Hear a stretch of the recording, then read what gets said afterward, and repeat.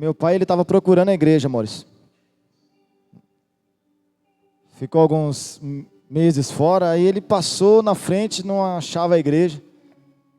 Aí ele parou, acho que deve ser ali naquela porta ali de vidro ali. Saiu de volta, graças a Deus. Ficou uns dias fora, mas Deus guardou e ele falou que independente do lugar que ele está, Maurício, mesmo sem entender nada, ele consegue sentir a presença de Deus. Isso é maravilhoso, porque Deus não tem fronteiras, né, irmãos? Irmão, eu estou muito feliz, porque ontem nós tivemos uma célula abençoada, né? Acredito que vocês também tiveram. E quem ministrou, Maurício, foi a Raquel. E eu vou falar para você, irmão, foi forte o negócio. Foi bênção do céu. Eu me surpreendi, a verdade foi essa. O Bill falou assim, a Raquel prega. Eu falei, então ela prega. Mas foi bênção, bênção de Deus. Foi impactante, foi algo poderoso para as nossas vidas. Raquel, Deus abençoe sua vida, a vida do Bill. E vai se preparando que em breve eu vou mandar vocês embora da minha casa. Vocês não vão ficar na célula não. Pode esperar fazer a reforma. Depois que a reforma finalizar, vocês podem pegar o banquinho e sair de mansinho. Porque o reino, ele é isso, né, irmãos? É progresso. Quem trouxe Bíblia? Abra comigo no Evangelho segundo escreveu João, capítulo de número 1. Quem quer assistir o jogo, levanta a mão. Vou perguntar de novo. Quem quer assistir o jogo, levanta a mão. Já que vocês... O Eric quer assistir o jogo. E o pastor Miguel. O Tom não falou, mas a Sabrina falou que ele quer assistir o jogo, então é ele que quer assistir o jogo. Eu acho que vai dar tempo. Vocês vão pegar o jogo bem no comecinho. Só porque pelo menos 3 corajosos levantaram a mão. Senão eu ia ficar até 10 horas. Mas os corajosos recebem a vitória, Tom. Evangelho segundo escreveu João, capítulo de número 1. O versículo é o de número 43. Que Deus continue abençoando as nossas células, né, irmãos? E que ela possa multiplicar mais e mais. Você que ainda não está participando de uma célula, procure a liderança e eles vão direcionar você para a célula mais próxima da sua casa. E você vai ser abençoado como nós estamos sendo. Estamos a alguns dias de fazer 10 anos de existência. Irmãos, é benção. De muita luta, de muita guerra, mas também de muita vitória e de muita bênção, né? Um lugar em que tem abençoado muitas famílias. Amém? Evangelho segundo escreveu João, capítulo de número 1, versículo de número 43, diz assim. No dia seguinte, Jesus decidiu partir para a Galiléia. Quando encontrou Filipe, disse-lhe, siga-me.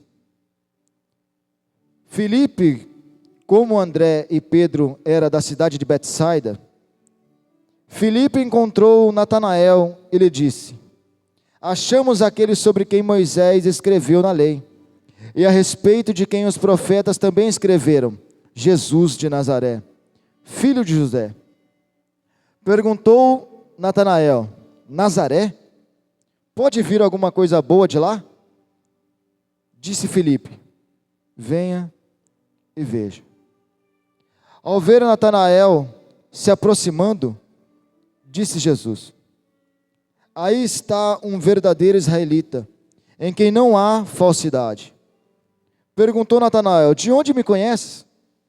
Jesus respondeu, eu o vi, você ainda estava debaixo da figueira, antes de Filipe o chamar. Eu o vi quando você estava ainda debaixo da figueira, antes de Filipe o chamar. Então Natanael declarou, mestre, tu és o Filho de Deus, tu és o Rei de Israel. Jesus disse, Você que, porque eu disse que eu vi debaixo da figueira, você verá coisas maiores do que esta. Então acrescentou: digo-lhes a verdade. Vocês verão o céu aberto e os anjos de Deus subindo e descendo sobre o Filho do Homem. Amém? Vamos lá. A Bíblia ela é um livro cristocêntrico. Mesmo se nós formos no Antigo Testamento e analisar a escrita, ela sempre vai estar apontando para Cristo. Porque a Bíblia ela vem com o objetivo de nos revelar Deus e a salvação. Mas de forma mais específica, os evangelhos veio para nos descrever a história de Jesus encarnado. Por que ele encarnado? Porque ele tem por objetivo revelar a vida de Jesus no seu nascimento. Mas João ele descreve algo antes do seu nascimento, porque ele diz: e no princípio era aquele que era a palavra, ou verbo. Ele estava com Deus e ele era Deus. Ele estava com Deus no princípio. Todas as coisas foram feitas por intermédio dele, sem ele nada do que existe teria sido feito. Então, o que João está fazendo é atravessando o dia do nascimento, indo lá no princípio. Quando ele ainda era o verbo, quando ele era a palavra, quando ainda era o haja. Mas Maurício, se nós colocarmos em ordem cronológica, em ordem de tempo, eu estava estudando sobre isso e ouvindo algumas pregações e eu fiquei espantado. Porque de forma mais assertiva, mais detalhada, foi aproximadamente escrito aqui apenas Mateus, Marcos, Lucas e João. Aproximadamente 27 a 30 dias da vida de Jesus. Fragmentos da vida de Jesus, porque não narra um dia inteiro da vida de Jesus e nenhuma leitura que você possa fazer. Mas ele mostra Jesus ensinando, mostra Jesus curando, mostra Jesus discipulando os seus discípulos. Mas isso me espantou, porque esse mesmo João vai dizer que se fosse narrar de forma detalhada, não haveria papel suficiente em todo mundo para descrever os feitos de Jesus, pastor. Então nós conseguimos imaginar a grandeza do Mestre, a grandeza de Jesus e quantas coisas ele fez. Mas o legal é que ele não parou de fazer.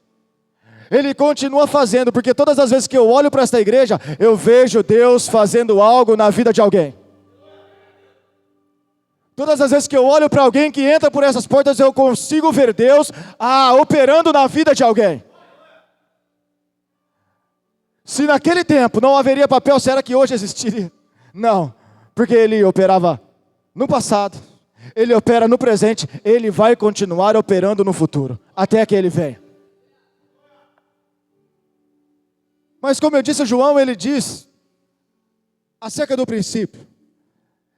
E o mesmo capítulo ele vai narrar João Batista, a história de João Batista. João Batista está no Jordão batizando e agora eles começam a olhar para João Batista e dizer: nossa, será que ele não é o Cristo? Mas uma coisa linda é você saber quem você é de fato. Mas você se parece muito com ele, mas eu não sou ele. E eu sei muito bem qual é o meu propósito aqui. E coisa linda é quando você descobre o seu propósito, porque você não fica perdido em meio às perguntas que se levantam. Mas você é um dos profetas? Não, eu sou apenas uma voz, Rabin. Eu sou apenas uma voz que ecoa. Eu sou apenas uma voz do que clama no deserto. E agora pegando o gancho da mensagem do Robinho no final de semana, que ele diz: ei, a voz que sai de você, ela vai ecoar em Campinas, ela vai ecoar no São José, ela vai ecoar aonde você for, para alcançar vidas e conduzir à salvação. Ah, meu Deus do céu. Mas ele diz: não, eu não sou o Cristo. Eu não sou o Cristo. Eu apenas vim preparar o caminho. Na verdade, eu não sou digno de desatar as sandálias dos pés dele. Eu não posso nem abaixar e soltar o nó da sandália. Eu não sou digno. Mas quando Jesus vem,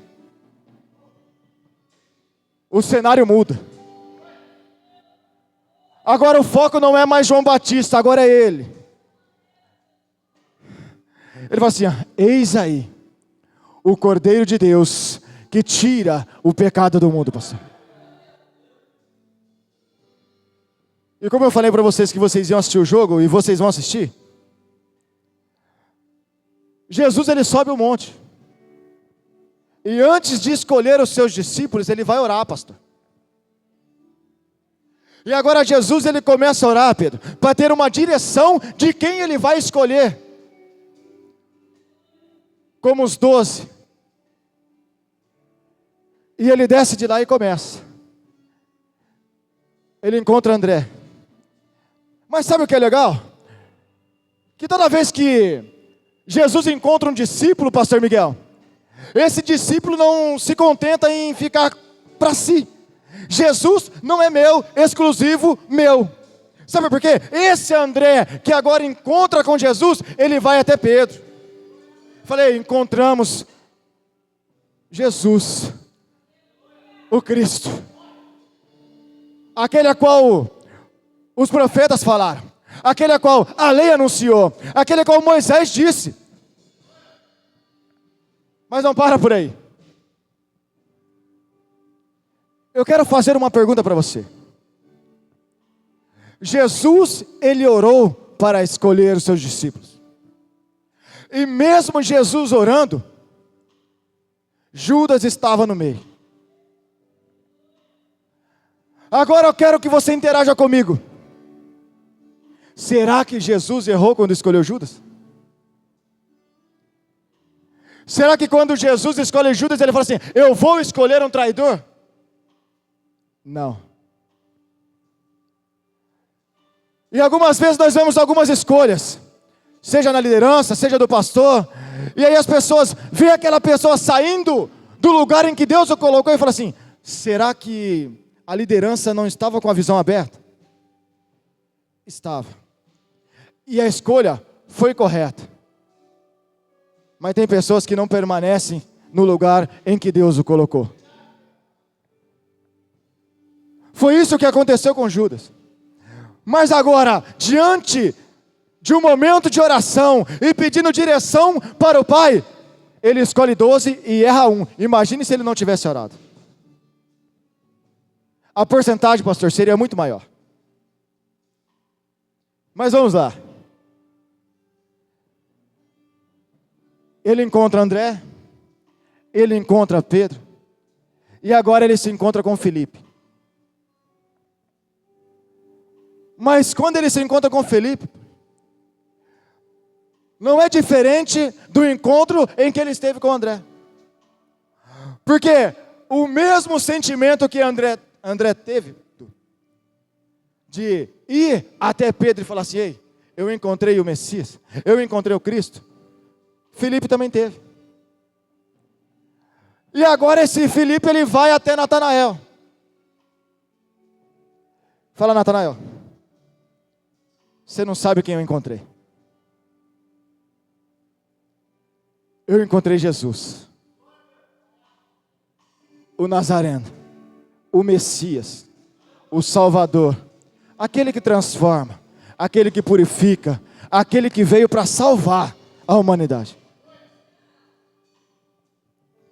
Mas sabe o que Natanael diz? Você disse Nazaré? Disse.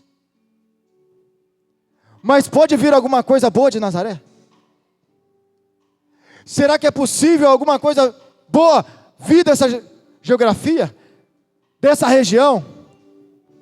E talvez você olhe para dentro de você e fale, não, não é possível, do lugar em que eu vim, aos meus olhos insignificante, sair algo bom dali. Da mesma forma, irmãos, que o Pai escolheu extrair de Nazaré o Cristo, Ele escolheu você do lugar em que você estava. Você é um escolhido de Deus, você é uma escolhida de Deus, Ele te chamou, Ele não errou. Ele não errou o lugar em que você estava, Ele não errou quem você é, Ele não errou o seu endereço, Ele sabia quem você era, Ele sabia do jeito que você estava, e mesmo assim Ele te escolheu. Ele sabia que você ia falar assim, não, mas será que é Ele me chamando? Ele sabia, mas mesmo assim Ele te chamou. Mas a resposta, Eric, não é ficar argumentando. Filipe disse a Natanael, você não acredita? O primeiro passo, ele anunciou o Cristo, o Salvador. Mas quando rejeitado, ele disse, espera aí, você não acredita no que eu estou falando? Então vem. Eu vou repetir. Eu acho que alguns entenderam e outros não. Mas como vocês têm uma mente brilhante, eu vou repetir. Ele primeiro anunciou, ok? E ele foi rejeitado no primeiro instante. Mas ele falou assim, já que você não acredita no que eu falo, vem comigo e vê.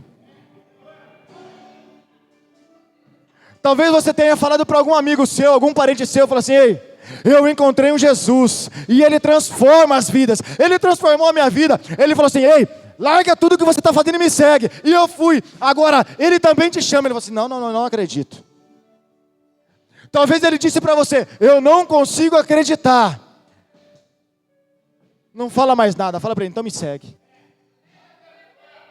Já que você não acredita no que eu falo, vem ver o que Ele está fazendo.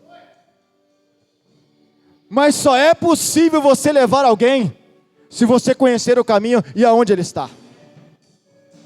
É impossível você conduzir alguém em direção de uma pessoa sem saber onde ela mora, sem saber onde ela se encontra.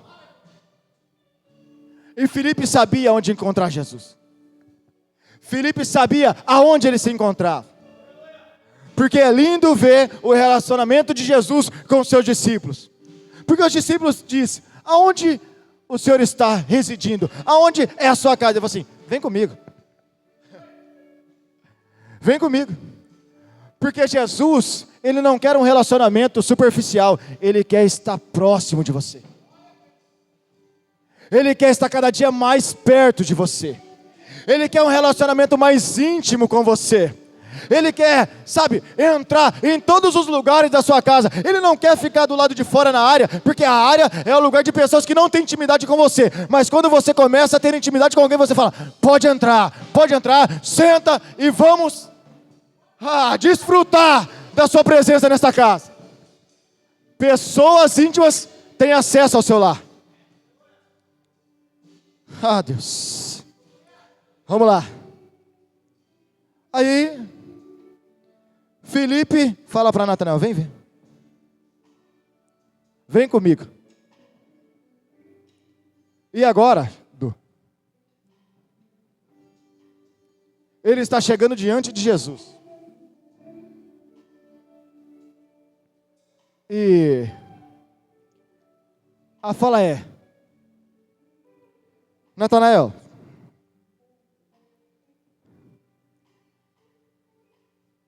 eu te vi. Como assim? Natanael, eu te vi. Antes mesmo de Filipe te trazer até aqui, eu te vi. Antes mesmo de Filipe se encontrar com você, eu já te vi. Mas isso aí começa a bugar a mente de Natanael. Falei assim, mas como assim ele me viu? Como assim ele sabe quem sou eu? Eu nunca vi, Senhor. Eu vou ler. Ao ver Natanael se aproximando, disse Jesus: aí está um verdadeiro israelita, em quem não há falsidade. Ou seja, ele era verdadeiro, mas ele não sabia quem era Jesus. Perguntou Natanael: de onde me conhece? Jesus respondeu: eu o vi quando você ainda estava debaixo da figueira, antes de Felipe o chamar.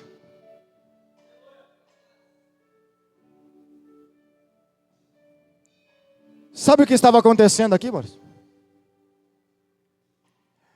Jesus estava falando para Natanael: você está diante de mim, mas eu conheço o seu passado.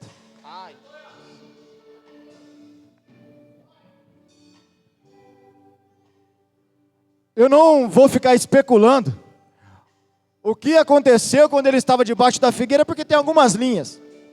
Mas uma coisa é fato: Jesus conhece o seu passado.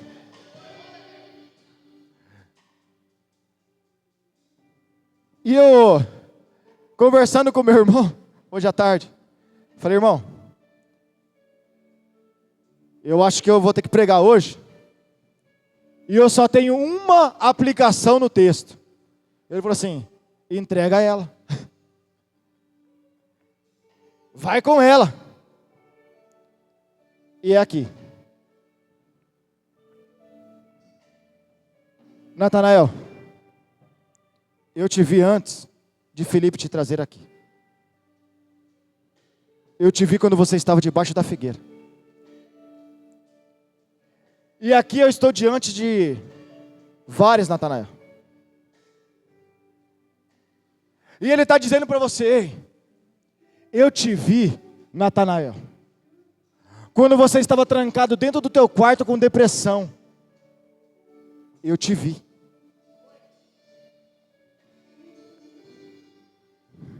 Eu te vi, Natanael, quando você estava sem esperança no seu casamento, dizendo que não ia dar mais nada. Eu te vi, Natanael. Eu te vi, Natanael, naquele momento de perda, que você falava assim: ei, cadê Deus? Cadê Jesus? Aonde você está? Eu te vi, Natanael. Eu te vi, Natanael, quando você estava afogado no vício. Eu te vi. Eu te vi, Natanael, quando você estava sem esperança, dizendo: ei, para mim não tem mais jeito.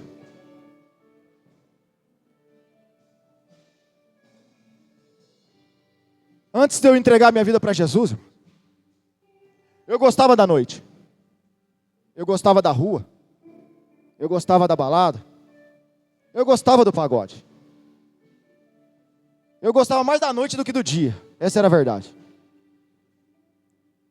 E um certo dia eu passei do limite. Eu gostava de beber. E nesse dia eu extrapolei. E eu peguei o carro, e isso era por volta das 3 horas da manhã, e eu fui voltar embora para minha casa, e eu estava em um salão nessa noite. Mas, Maurício, naquele dia, eu vi o que é a guerra entre Deus me guardando e o inimigo tentando me conduzir para a morte. Eu entrei no carro para ir embora. 3h30, 4 horas da manhã. Peguei a Santos Dumont. Cravei a mão no volante. E eu tentava ir embora para minha casa e não conseguia. Para resumir, eu fui parar em Salto. Eu passei no sem parar, sem ter sem parar. Isso. E eu fui lembrando disso aos poucos depois, porque eu não lembrava. Mas o que eu lembrava é que eu tentava encontrar o caminho da minha casa e não achava. E agora estou em Salto. A gasolina do carro acaba. 3:30 da manhã aparece um motoqueiro. Eu abro a carteira com dinheiro.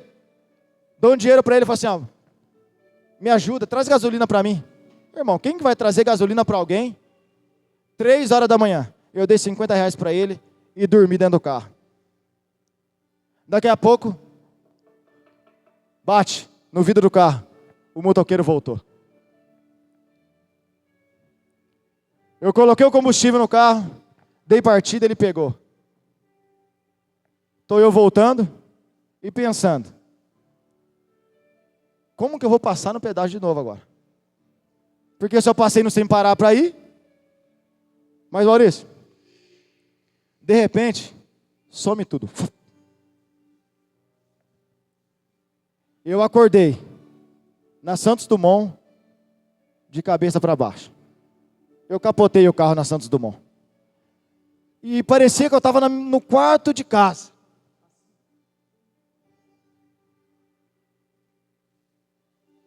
Parecia que eu estava no quarto, dormindo.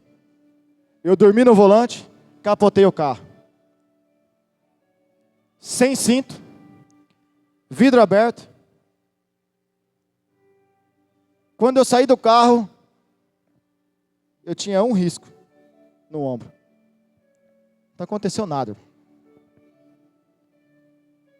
Mas o que eu lembrava era da guerra. Eu tentando ir para casa e não conseguia. Eu tentando fazer o retorno no SESI e não conseguia, e passava direto. Mas, depois de uns dias, eu entendi. O meu irmão, que hoje ele é pastor, na Quadrangular, ele disse, algum tempo eu não orava de madrugada. E nessa madrugada eu não conseguia dormir. E por volta das 3 horas da manhã, eu dobrei o meu joelho para orar. E o único nome que vinha na minha mente era Nê. Nê, que é o meu apelido. Aí você entende o porquê você teve tanto livramento. Aí você entende porque o inimigo não ceifou a sua vida. Porque é uma guerra, e é isso que ele quer fazer. Ele quer levar você, irmão. Porque ele vem para matar, para roubar e para te destruir. E ele tentou fazer isso comigo, mas não conseguiu. Porque tinha alguém orando por mim. Porque tinha alguém falando, não, aí não, aí não, aí é um escolhido do Pai. Mas eu ainda não era crente. Mas só que Jesus estava me chamando. Mas agora eu vou dar o desfecho disso. Por que eu disse para você que tem muitos Natanael aqui? Porque ele te viu. Porque ele viu você no momento mais difícil da sua vida. Porque ele te viu quando você estava no seu quarto, chorando. Ele viu. Porque ele viu quando a enfermidade chegou. Ele viu. Aí agora, Maurício, eu já crente, um pregador lá do Campo Belo em que eu não conhecia, ele olhou para mim e disse, aquele dia, o dia que você capotou o carro, ele disse desse jeito, sabe por que você não morreu? Porque eu te sustentei em minhas mãos. Sabe o que ele está dizendo? Aquele dia eu te vi. Aquele dia eu te guardei. Aquele dia eu te protegi. Não é normal alguém capotar o carro sem cinto. Ah, meu Deus do céu, vidro aberto e não acontecer nada. Mas a oração de um justo, ela vale muito em seus efeitos. E quando Deus tem um propósito na sua vida, Ele te guarda no momento mais difícil da tua vida. E é por isso que você está aqui. Mas sabe o que não pode acontecer e acontece muito? A ingratidão. Deus te cura, Deus te tira da depressão, Deus te liberta, Deus restaura, e sabe o que você faz? Vira as costas para Jesus. Não faz isso não. Agarre a oportunidade. Eu não quero passar de novo por aquela situação não, irmão. Ainda mais sem Jesus. Eu não quero. Não coloque o teu Deus à prova. Ele já te tirou de uma situação em que era irreversível. Nem você acreditava que poderia mudar. E Ele mudou. Mas o que Jesus disse é: porque eu falei do teu passado, você está todo admirado. Coisas maiores eu tenho para você.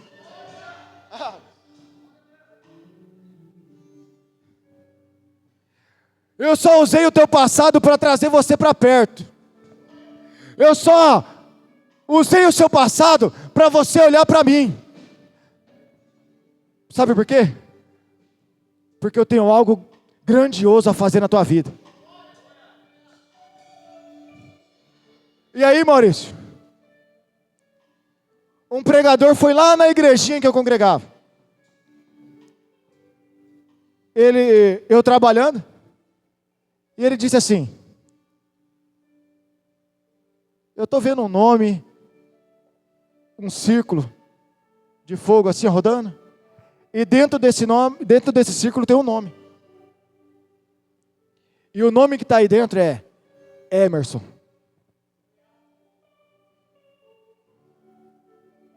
Como João Batista se coloca no lugar dele, eu também me coloco no meu. Mas ele disse assim: eu vou usar ele muito nessa terra. E às vezes nós não acreditamos. Mas aí, as coisas vão acontecendo. E eu sei que está apenas num processo. Nós vamos chegar muito longe, Maurício. Deus vai nos levar para lugares maiores do que nós já alcançamos. Você acredita nisso? Sabe por quê? Ele disse: porque eu falei do teu passado, você está todo espantado. Ele disse: vocês verão os céus abertos e anjos subindo e descendo. Ele disse: ei, o relacionamento ele começou na horizontal. Ai, meu Deus do céu. O nosso relacionamento começou na horizontal, mas na hora que eles se tornaram um relacionamento na vertical, ninguém te segura, ninguém te para, porque você e Deus é a maioria. A mensagem acabou. Aqui eu encerro. Mas eu quero que você entenda. Ele te viu. No momento mais difícil da tua vida, Ele te viu. Eu vou repetir porque o Espírito Santo está me impulsionando a dizer: quando você estava dentro da tua casa, com depressão, sem esperança, Ele te viu. Quando você estava,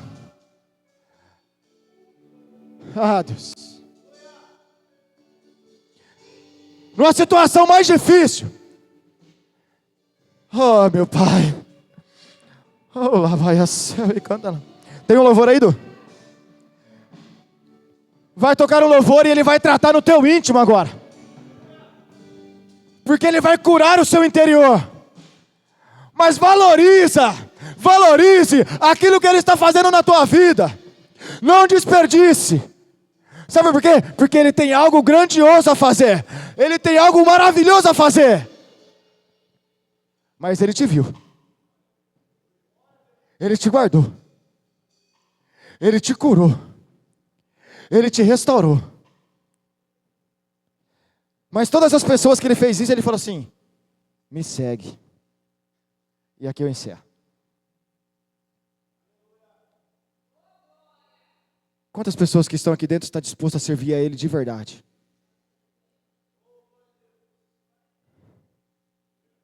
Hoje é dia de largar tudo e seguir Ele. Hoje é dia de largar tudo para seguir Jesus. Se coloque de pé.